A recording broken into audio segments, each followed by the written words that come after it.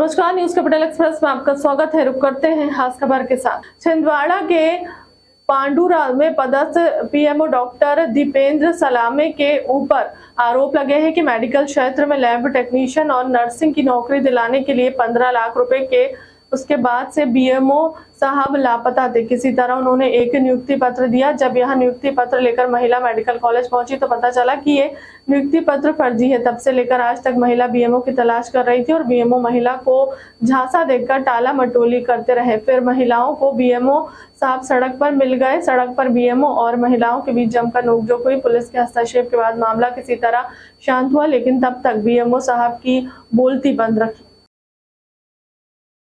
कि मैं लगवा के देता हूँ, 15 लाख रुपए का खर्च आएगा। हमने फॉर्म भरे थे, ये भी झूठ। फॉर्म भरे बाय प्रोसेस। एक्चुअली सर ये हाथ में आते ही नहीं ना, हमारा पूरा ब्लॉक कर अभी ये आपके पास आ रहा था। हमारे यहाँ से हम आपके पास आ रहे हैं। मैं वैधानिक कार्य में स्वतंत्र हूँ, आप भी मेरे लिए बराबर है, ये मेरे लिए बराबर है। आपकी अगर शिकायत जायज है, बकायदा उसकी उचित जांच कराई है। जो अगर वो अपराध बनेगा तो बिल्कुल कार्रवाई होगी। बिल्कुल ये आपस में बहस करने से एक्चुअली सर हमने सोचा था ये कैसे हमें वैकेंसी निकली थी वहाँ पे मेडिकल टेक्नीशियन, लैब टेक्नीशियन की। मेरी बहन है दो, उन्होंने जीएनटी किया है दोनों ने, तो नर्सिंग का फॉर्म भरे थे। जब हमने फॉर्म भरे तो ये डॉक्टर सलाम बोलते हैं कि 15 लाख रुपए खर्च आएगा, आपको डायरेक्टली यहाँ पे जॉब दिलवा देता हूँ। डॉक्टर दीपेंद्र सलाम जो कैंसर स्पेशलिस्ट कहे जाते हैं छिंदवाड़ा जिले के, उन्होंने कहा 15 लाख रुपए खर्च आएंगे, मैं आपको जॉब दिलवा देता हूँ। मेरे पापा WCL में है तो ठीक है बोले, हम लोग करवा देते हैं, बच्चियों का फ्यूचर बन जाएगा। इसीलिए हमने फॉर्म भरे। 1 साल वैसे ही बीत गया। मैम बोले इसमें टाइम लगता है, तो ठीक है 1 साल बीत गया। 1 साल के बाद में जब हमने कॉल करने की कोशिश की तो अभी समय है, अभी डीन खत्म हो गया, ऐसा बोलकर उन्होंने टाल दिया। फिर कुछ समय बाद और समय बीत गया, फिर उन्होंने मैडम आपको पता कैसे लगा कि आपके साथ फर्जीवाड़ा हुआ करके? लास्ट जो उन्होंने लेटर, काफी सारे लेटर भेजे उन्होंने, ये मेरे पास में सारे लेटर्स की है, मैंने पूरे प्रिंट आउट निकाल के रखी हूँ सर, सारे लेटर्स की प्रिंट आउट निकाल के रखी हूँ। ये लेटर इन्होंने भेजा लास्ट टाइम, ये लेटर जो भेजा तो इसमें सील नहीं दिखी हमें। सारे लेटर में सील दिखती थी मगर इसमें सील नहीं दिखी हमें। ये सारे लेटर्स में सील थी, ये सील थी, बाकायदा मेरा नाम भी है यहाँ पर।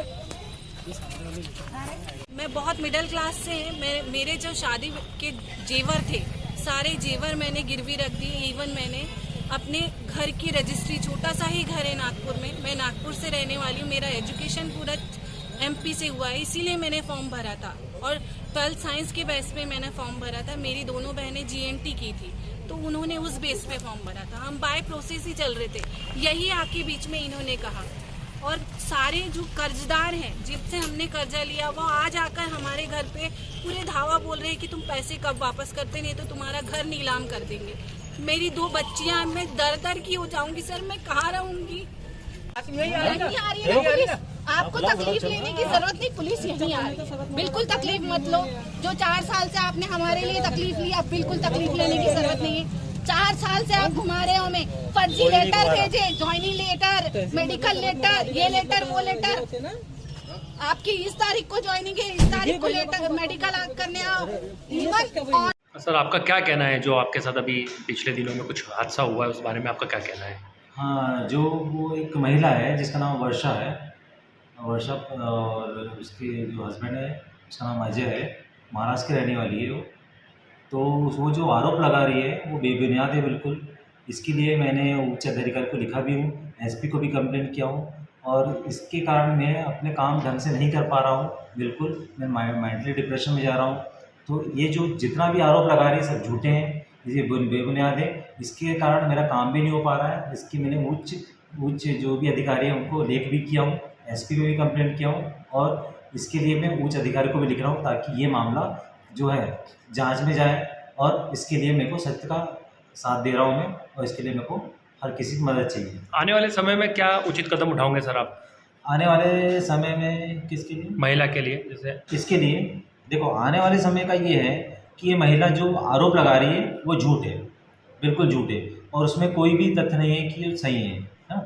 और दूसरी चीज़ ये है कि जो भी उनके साथ मिला हुआ है, हाँ, और जो उनको आगे लेके चल रहा है ना, मैं उसका नाम भी बताता हूँ कि जो नितिन है वो उसको आगे लेके चल रहा है, तो उसके लिए भी हम कर रहे हैं ताकि सामने वाला जो है वो उनको लेके क्यों चल रहा है और उनको आगे सपोर्ट लेके क्यों चल रहा है, इसके लिए भी हम उसके लिए हम उच्च न्यायालय तक जाएंगे और इसके लिए हम कार्रवाई करेंगे।